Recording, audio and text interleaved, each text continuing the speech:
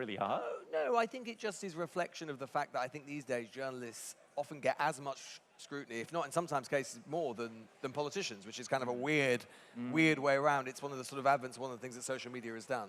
Lewis Goodall was at the BBC, Sky, LBC, leading Britain's conversation. Indeed so, yes. You're also an entrepreneur, is that right? Well, I mean, in the sense that we, you know, news agents, so on, is a sort of startup and all those sorts of things. So a journalistic entrepreneur, I'd like to put it that way. But how do you juggle all of that? I mean, do you ever switch? Don't really. Do you ever switch off? Not really. My wife will tell you, no, not really. No.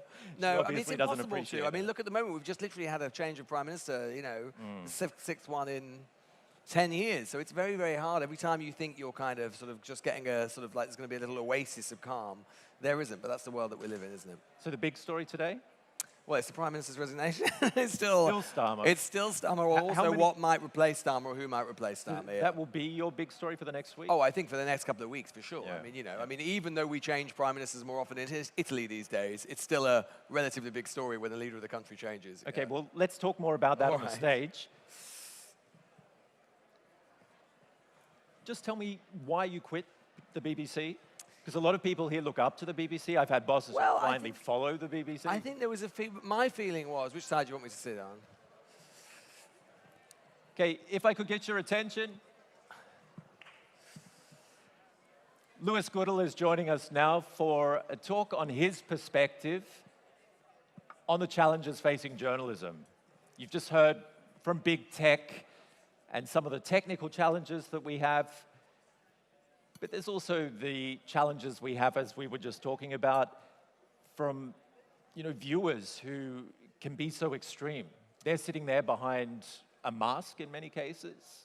Well, I mean, yes. I mean, it is true. I think one of the things that has changed about contemporary journalism, the contemporary political media environment, is that there is a process of radicalization that's going on. And that is happening, I think, much more quickly than most journalists assume. And I don't think it's just happening on the right. I mean, something that I've noticed a lot in sort of recent years is the extent to which, certainly in Britain anyway, liberal kind of left, what we would have once called kind of quite centrist, normalish kind of opinion, you see it online as in a far more kind of radicalized state. I mean, particularly in the UK, where, we have, like a lot of Europe, got this sort of populist right kind of threat as it's perceived. This has had, in the years of Brexit and all of those sorts of things, it's had a deeply radicalizing effect, I think, on liberal opinion. And you start to hear kind of people who used to be far more kind of, as I say, sort of a bit mushy, centrist, kind of not that political in some ways. They will often start to use the same kind of language and the same kind of conceptual framing that we might have once seen on the radical right or the radical left. So let me give you an example of what I mean. But is that forcing you to change your framing of stories and the way you present the stories? No, I don't think so, because I think you've kind of got to resist that. But let me just give you an example of what I mean. So obviously, I mean, it's hardly a news event these days, but we're having a new prime minister in the UK, right? And we're sort of doing it more often in Italy now. And,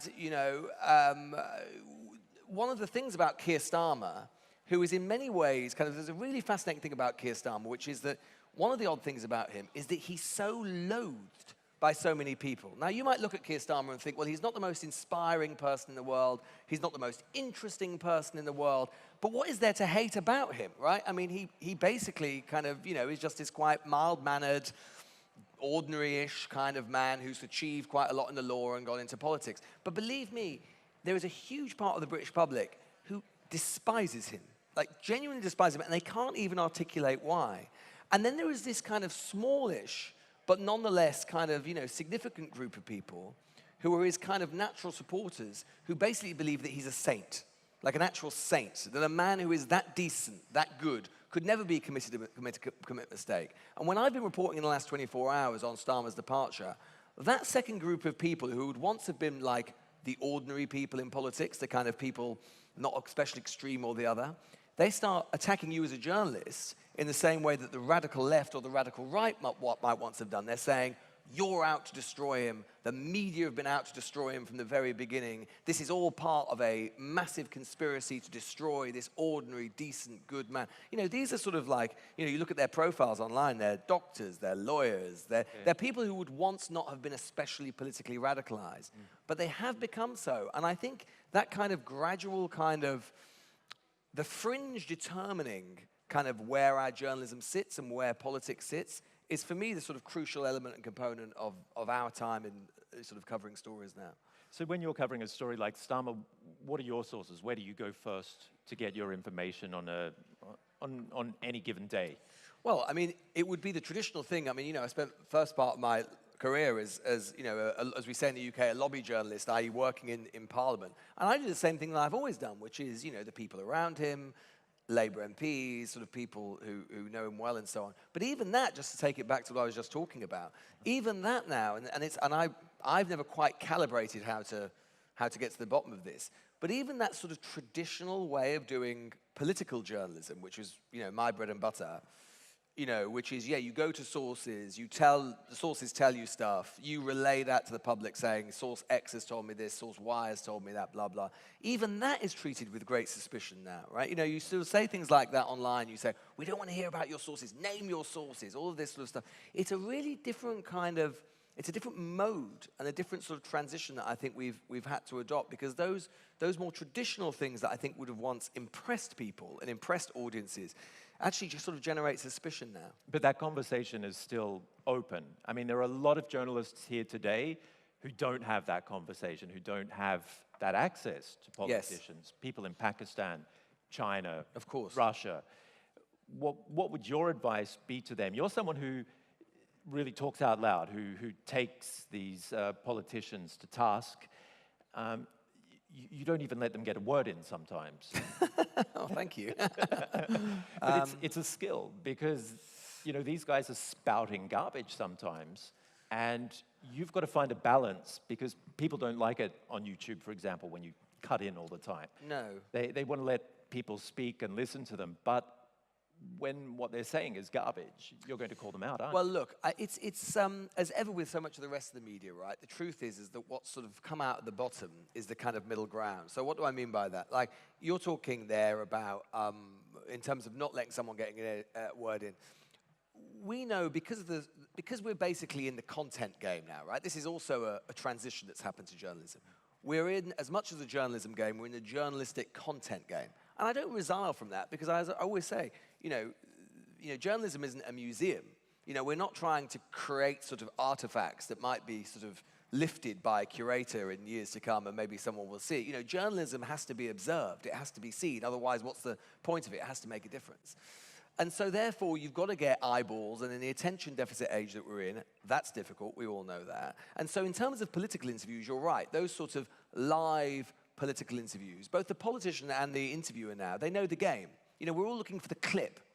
Now, that's not necessarily always the most edifying experience, and very often, obviously, the difference now is that politicians have an advantage that they never used to have, which is that we used to be the ones to be able to just either edit something or put something out or choose which bits we wanted to use. Now they have the ability to do that as well. So it's become sort of more of a game.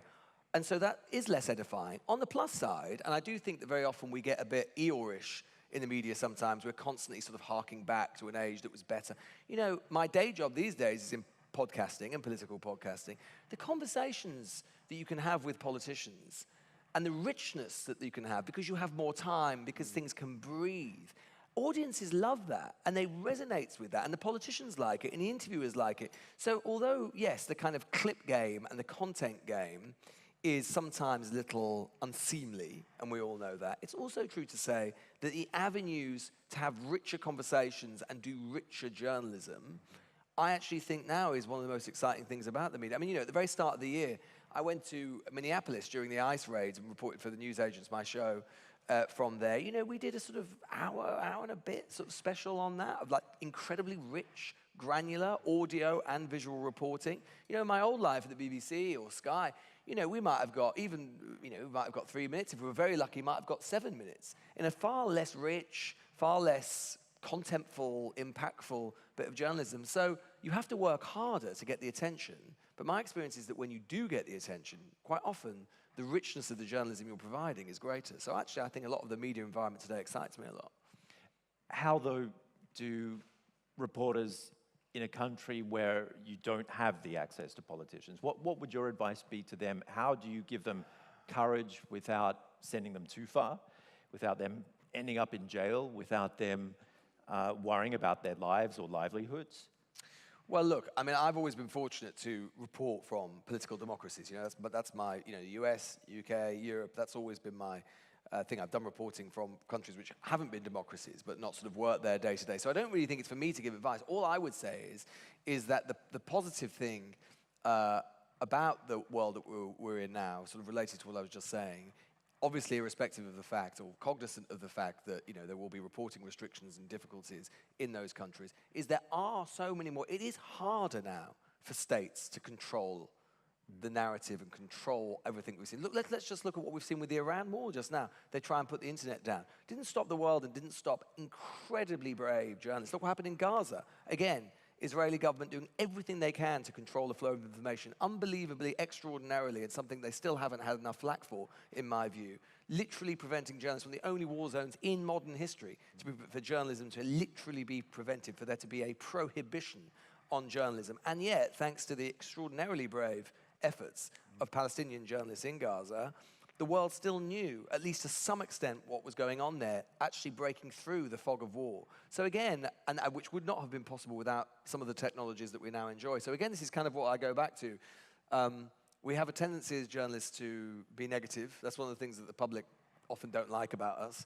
But actually, there's much to be tiggerish and excited about. And actually, I think, personally speaking, I can't actually think of a better or worse time, in a way, to sort of like balance it out, to be a journalist. But I would actually edge on the better side because it's more exciting than it would have been 20 years ago.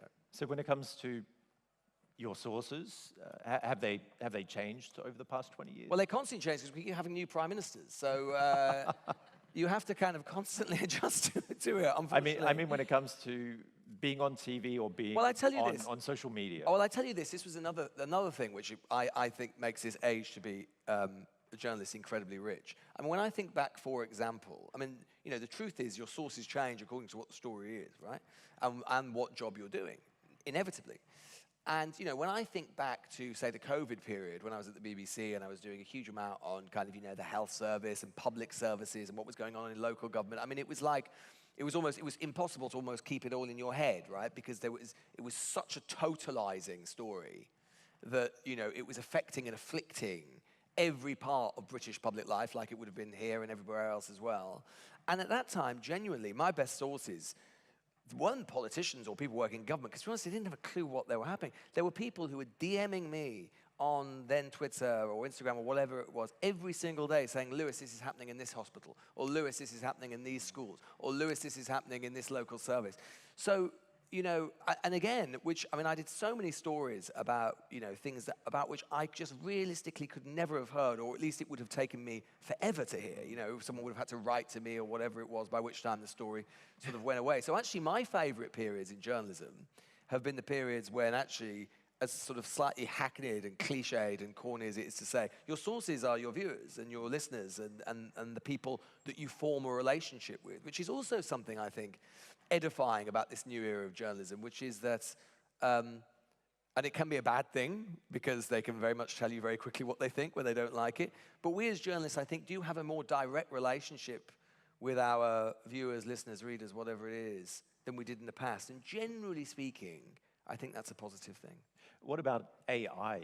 Has that changed the way? Do you use that to consume news as well as produce news? I don't really use it that well. I mean, I probably am using it to consume news in ways about which I'm not even aware, right now, like the rest of us, which is probably the slightly sort of unsettling or worrying thing. I use it for research and thinking, and it does have to save a lot of time. But I mean, generally speaking, we're not sort of rolling out yet. Although we are rolling out, certainly in the podcast world, technologically speaking, all the time. And even in the last 6 months, I would say, in terms of editing and video editing and so on, I've been struck by how quick this is changing. What about the pressure of revenue then when it comes to creating new formats, doing new things? Well, this has been the big thing about sort of my transition from the sort of traditional broadcast world to the sort of podcast world and the new media world is that one of the things that's most striking about it, and I still have a toe in the old world because I do radio shows and stuff like that, but one of the things that's striking about it, and I think it's good and bad, certainly with podcasting, I don't know if, I'm sure some of you will have one, it's very, very democratic in the sense that the data that you get, you know exactly what people like, and you know exactly what people don't like, because you get the numbers straight away, and you have actually very rich data on where it is. Whereas, you know, in my old world in television, you know, you get the overnight numbers and stuff, but it was all a bit sort of, didn't feel very real, it was all whatever, and it was quite consistent. There was like five... Looking into a black hole and not... Yeah, it was like 5% down. Whereas you can see with, say, podcasts, the title. I mean, we used to have, on the News Agents, my main show, we used to have a thing, we used to call it Mount Rushmore. And it was this thing where we knew that if we put certain politicians in the title, you'd always get a 20% bump or something like that. And the politicians who were on Mount Rushmore would change over time. So, you know, sometimes it would be, you know, whoever the Prime Minister was, Nigel Farage in the UK, Liz Truss was a big one for 4 weeks. And honestly, now it's just basically Trump. He'd like that being on Mount Rushmore, of course. He'd enjoy that. But, you know, that's the... And that's good because you kind of have a very direct sense from the audience of what they're like. Of course, it can be negative because you don't want to just constantly be beholden and doing the same sorts of things and just kind of giving the audience a kind of exactly what they want at all times. And, you know, because they'll just sort of get bloated on it. But it's this change for sure. But with getting this instant feedback, yes, is there more of a tendency to think twice about what you're going to say or even self-censor yourself? No, I don't think so. No, I don't think so. Because I think that, you know, I think any good journalist, in a sense, I suppose, good journalists, whether it's 60 years ago or 70 years ago, where you might be getting pressure to sort of self-censor from political authorities or politics, which we still get today, you know, and if it's today from the prospect of a kind of online backlash, it's still self-censorship, right? The phenomenon is the same. It's just coming from different sources. And I think that good journalists will stop that from happening or prevent themselves from succumbing to that temptation. Obviously, it's easier said than done. And God knows, sometimes I know, you know, if you're thinking about sending this tweet or saying this thing, sometimes you're thinking, bloody hell, do I really need that today? I know exactly what this is going to do, so do I really need this? But generally speaking, the sort of thick skin that ought to come from being a robust journalist ought to prevent you from going down that track wheresoever the pressure comes, I think. And that's the idea anyway. Yeah, you've never been worried about anything that could come back to haunt you? Of course, constantly. Of course. It's a constant sort of like endless bloody like self-conversation, right? Sort of monologue. Of course. And the main thing, of course, that you're worried about, which wouldn't have been the case, there's always, the internet, the problem is, we all know this, right? The internet never forgets. It never forgets. It's actually extraordinary the extent to which you can sort of say something and somewhere, someone, some sad man in his bedroom, you know, in Leicestershire in England or something, will be sat there and within 30 seconds have dragged up as Lewis in 2017, you tweeted that. And you're like, what did I? I cannot remember, honestly. And so the internet never forgets. And so you're conscious, of course, that, you know, if you make a big call or you say, I think this is going to happen, or I think this is the reason that it's happened, and it doesn't, there are an endless, you just make a mistake, basically. Or it's not even a mistake, it's just a bad call, which we all make. We all make, particularly those of us who are involved in analyzing politics, which is a fractious, disputatious thing, that there will be bad actors who are absolutely determined to say, this proves that your legitimacy is gone, that you're wrong about everything. It's about the internet, right? No one can ever just have a moderately bad day. It's like, it's the worst day of your career ever, and you will never, ever recover. You know, there are always going to be people like that, and I think all you can do is be cognizant of it and just realize that these people are actually weirdos, and in the main, no one really listens to them because they're just, you know, they're just very glorified equivalent of bots. Just a couple more questions now that we've got people's attention. Is journalism becoming lightweight? Is it becoming lightweight? I think, to go back to what I was saying before, I think what's hollowed out in journalism, like so much of the rest of the media generally, or culture, is the kind of middle ground. I actually think it's actually extraordinary now the extent to which you can get, mainly sometimes because of podcasting, YouTube, you know, you can watch 3-hour or listen to 3-hour shows about unbelievably esoteric, you know, there'll be a 30 piece or 30 episodes, series about Bismarck and about how he relates to modern German politics or whatever. There's that more esoteric, deep, rich content, which I love and I celebrate. And it's true to say, like I say, we have endless clip culture, kind of 30-second bits without much context. I think what is true, and I don't think we've really cracked this yet, is to try and resurrect really the sort of middle ground, which is neither the kind of 3-hour endless kind of episode on this very specific subject or something which is much sort of lighter and slender. I think those sort of programs that I cut my teeth on when I was starting out, shows like Newsnight in the UK, which were, in-depth, sophisticated, on for 40 minutes, but still had resources. I think that's the sort of space that's missing, to be honest. And I don't know that we have the answer yet. How far would you go for a story? How far would I go? Well, what are you asking me? Well, I think that any journalist, you know what it's like. People in here will know what it's like. If you can sort of feel the sort of blood gushing around your veins because you can just know that this story is gonna land. Because we all know there is nothing truly better. Most journalism, right, unfortunately, we have to accept this, 99% of journalism is coverage, right? We're coverage, and most of it sort of dies, it comes and it goes, and it can be excellent coverage.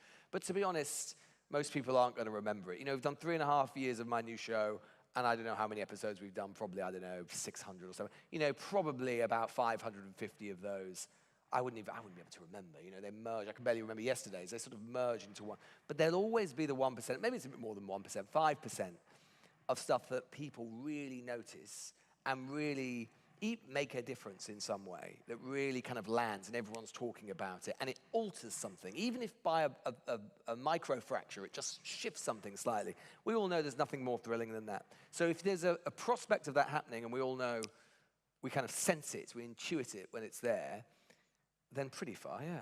And one last word, how can we be braver journalists? By ignoring the voice inside your head, which says, don't do it, just go for it. Very good advice. Lewis Goodall, thank you very much. My pleasure. It's been a pleasure talking. My pleasure. Thank you. Thanks, Liz. Ben. My pleasure. Thank you, Lewis. Thank you for making time. We know it's a very, very busy time in the Not at UK. You have a couple of things that you need to cover. Thank you for being here in Germany. Thank you for being our keynote speaker today. And I apologize for people, on behalf of the people who've already left, they probably didn't know that we still will continue with the program. But right now, please don't go anywhere because I still have some information for you. First of all,